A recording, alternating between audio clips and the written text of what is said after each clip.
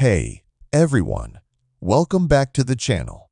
And if you're new here, then please make sure to hit that subscribe button because today we're diving into something absolutely terrifying, something that will make you think twice before wandering into ancient temples or dense forests alone.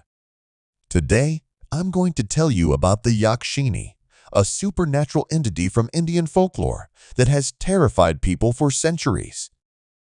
This isn't just some made-up story. This is deeply rooted in our culture and mythology, and the encounter I'm about to share with you is based on real accounts that have been passed down through generations.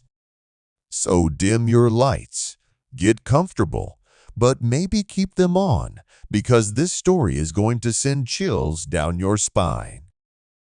Before we get into the main story, let me give you some context about what a Yakshini actually is. In Hindu and Buddhist mythology, Yakshinis are female nature spirits, and while some texts describe them as benevolent protectors of natural treasures and sacred spaces, there's a much darker side to them that most people don't talk about. These entities are known to be incredibly beautiful, almost hypnotically attractive, and they use this beauty as a weapon. They're said to appear near ancient trees, particularly banyan and peepal trees, near temples, rivers, and cremation grounds. They're associated with tantric practices and black magic, and according to folklore, they can be both helpful and extremely dangerous depending on how you encounter them. The story I'm about to tell you takes place in a small village in Madhya Pradesh, deep in the heart of India, where old traditions still hold strong and people respect the unseen forces of nature. This happened about 15 years ago to a man named Rajesh, though some details have been changed to protect identities. Rajesh was a 28-year-old man, confident, educated, and honestly, a bit skeptical about supernatural things. He had moved to the city for work, but would visit his ancestral village during festivals and holidays.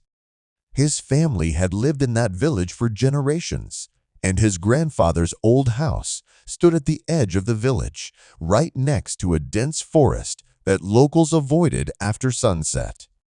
It was the month of Kartik, around October-November, and Rajesh had come home for Diwali celebrations.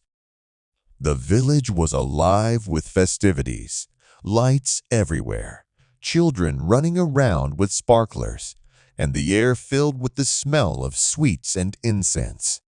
But there was one place that remained dark and quiet, even during the festival, and that was the old Kali temple at the forest's edge. This temple was ancient, probably 300 or 400 years old, and it had been abandoned for decades. The structure was crumbling, vines and roots had taken over the walls, and locals said that the temple was home to spirits that should not be disturbed.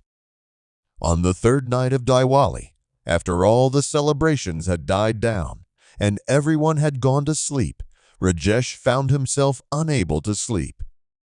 It was around 2 in the morning, and he was sitting outside his grandfather's house, smoking a cigarette and enjoying the cool night air. The moon was almost full that night, casting silver light across the fields and the forest beyond. That's when he heard it, a sound like anklets, the gentle tinkling of pail coming from the direction of the old temple. Now, normally, this wouldn't be strange during a festival. Women wear anklets, and the sound is quite common. But at 2 in the morning, with everyone asleep, this was odd. Rajesh tried to ignore it at first, thinking maybe it was just some late-night reveler. But the sound continued, rhythmic and steady, and it seemed to be getting closer. His curiosity got the better of him, and despite a nagging feeling in his gut telling him to go inside, he decided to investigate.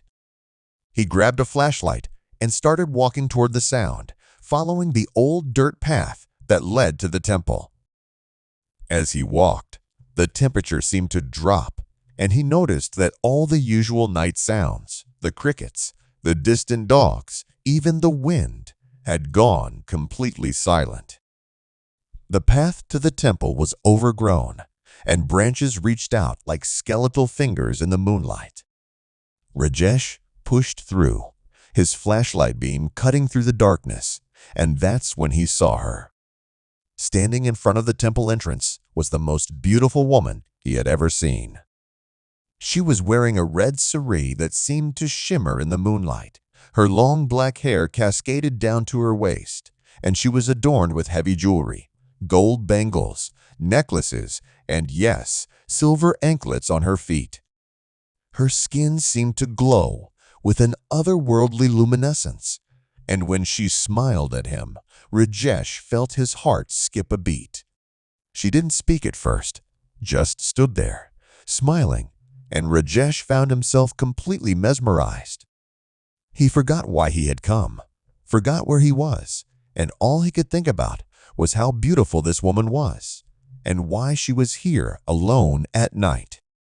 Finally, she spoke, and her voice was like honey, sweet and smooth, calling him by his name even though he had never seen her before in his life.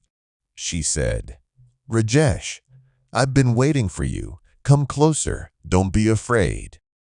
Every logical part of his brain was screaming at him that something was wrong, that this wasn't normal, but his body wasn't listening. He felt drawn to her like a moth to a flame. As he stepped closer, he noticed small details that should have alarmed him immediately. Her feet, though adorned with beautiful anklets, weren't quite touching the ground. She seemed to be floating just slightly above the earth. Her shadow, cast by the bright moonlight, was wrong. It was too long, too distorted, and seemed to move independently of her movements. And her eyes, while beautiful, had a strange quality to them. They reflected light like an animal's eyes, glowing slightly in the darkness. She extended her hand toward him and asked him to come into the temple with her. She said there was something she wanted to show him, something precious that had been hidden there for generations. Rajesh's hand was reaching out to take hers when suddenly he heard his grandfather's voice calling his name from the distance. The old man had woken up and noticed Rajesh was missing. The sound of that familiar voice seemed to break whatever spell Rajesh was under. He blinked, shook his head, and when he looked back at the woman,